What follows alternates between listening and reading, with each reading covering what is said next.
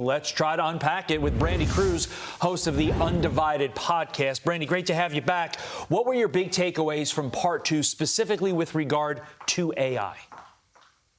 Well, look, Elon Musk is someone who has built immense wealth based on technology. So if you have him sitting there saying there's some technology that really freaks me out, I don't know about you, but I intend on listening to Elon Musk on this one. And I also thought it was a pertinent question from Tucker, which was, but what is the threshold, to give the government control to essentially have some sort of off switch to be able to control some sort of super AI and decide, hey, it's gone far enough, because certainly you don't want to just give the government, any government, the will and the whim to be able to shut something like that down. And you really saw Elon Musk struggle with that question, saying, I don't even know that I know the answer to that. But his explanation of, look, if you have a situation where software commands are not controlling it, where the AI has gotten away from you, then you need to have some sort of hardware solution to that. So I think this is Elon Musk warning not only Americans, but the world about the potential concerns and consequences of this. I think we'd be very wise to listen. And hopefully it's the beginning of a very rapid conversation about, OK, what kind of protections, reasonable protections, should the government put in place?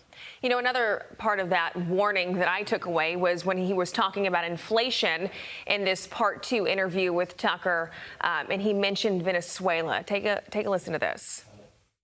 If you could just issue massive amounts of money without negative consequences, why don't we just take that to the limit and make everyone a trillionaire? They tried that in Venezuela. How'd that work out? Well, they had to eat zoo animals. Right. It's not good, There's no free lunch. There's not some ability to issue money and not have inflation. Brandi, for years now, I've heard people talk about, look at Venezuela as the marker. Look what happened to them. So what did you make of those comments? Yeah, it's the same thing. And it shouldn't even be something that we have to have a conversation about. Obviously, if you're going to say we can just at whim print money and then it loses value and the impact that has. And so it's a sort of a no-brainer conversation that we even have to have that debate. But I think looking to Venezuela and Tucker's joke about, well, they had to eat zoo animals, about the potential consequences of that. Yeah. Meantime, Americans have seen 24 straight months of effective pay cuts under President Biden as inflation outpaces wage growth. Despite this, President Biden and First Lady Jill Biden reporting an adjusted gross income of over $579,000. Kamala and Doug reporting $456,000. Look, I'm not calling out anyone for making money, but is he really blue-collar Joe who understands the daily financial struggles of the average American if he's pulling in that kind of dough? Well, I don't think he's been blue-collar Joe for a long time, but certainly he tries to cling to that.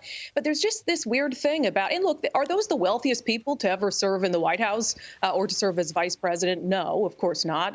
There's no stranger to wealthy people in those two positions. But the disconnect, I think, for a lot of politicians, when even if they come from humble blue-collar roots, when they get to that position, when they get to Washington, D.C., is just astounding. I'm reminded of Pete Buttigieg during the height of gas prices last summer when he said, well, just buy an electric vehicle. There's your answer. If you can't afford gas for average Americans, buy an electric vehicle, and then you won't have to pay so much at the gas pump. So again, it's just this disconnect where they're not really in tune with an American family. Even though Joe, like you said, he talks a lot about watching his family struggle financially to put food on the table. But I wonder if he really truly knows the pain of that for Americans, to have to decide, okay, can I put a gallon of gas in, or do I have to save that for groceries? That's not hyperbole. That's a very real decision that Americans are making in this country every single day.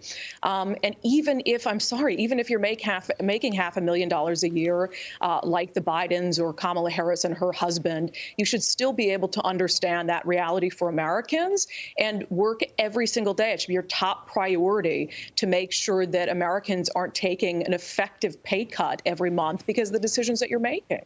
Not only are there pay cuts and inflation topped on top of everything else, but there was a new report that came out saying that the average household American will be paying more to the IRS this year. So that was also another blow to Americans. But we have to get to this. Radical House Democrats in Washington state just passed a trans youth law that takes rights away from parents. Okay, so the bill permits shelters to house runaway minors without notifying parents, allows kids to seek gender-affirming care without consent, and then gives no legal recourse for parents to reunite with their own children. So tell us why it's so important that not only people in Washington know about this bill, but really all over America. Yeah, when this bill came up at the beginning of this legislative session, I said on my show that I thought it was the most dangerous bill that I'd seen in about 12 years covering politics in this state. And I said at the time, I think it should be national news. I think every single news network should be talking about it. And look, there's two issues at play here. One of them is parental rights. Every single parent, regardless of politics or ideology, regardless of how they feel about transgender issues, every single parent, this should freak them out because it doesn't make you a bad parent. It doesn't make you an abusive parent to want to know where your child is at night and to want to have a say in what kind of medical care that your child is getting. And this bill would strip parents of that right. It is essentially government-sanctioned kidnapping of your kids. And what it does in Washington state is it makes physical abuse in the home akin to a parent who might have concerns about their child getting gender-affirming care. It essentially puts those two things on the same tier. And it says that if your child decides to go to a youth shelter and they show up and they say, I'm here for protected health care, then that youth shelter can hide your child's location from you while they pursue that health care that's already protected under Washington state law for kids over the age of 13. Imagine being a parent. Imagine being a loving parent who just wants, they want to say in what kind of medical care their kids are doing. They have some concerns about gender care and gender identity. And you wake up in the morning and your child's not there. And no one is telling you that your child is at a shelter. No one's telling you where your child is. It is unbelievable to me that this is even something that one was introduced in the first place, but that is actually on the cusp of passing. And it's not just in Washington state. We have seen things like this normalized in so many other states.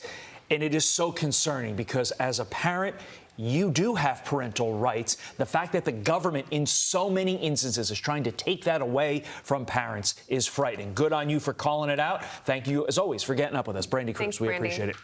I'm Steve Doocy. I'm Brian Kilmeade. And I'm Ainsley Earhart. And click here to subscribe to the Fox News YouTube page to catch our hottest interviews and most compelling analysis.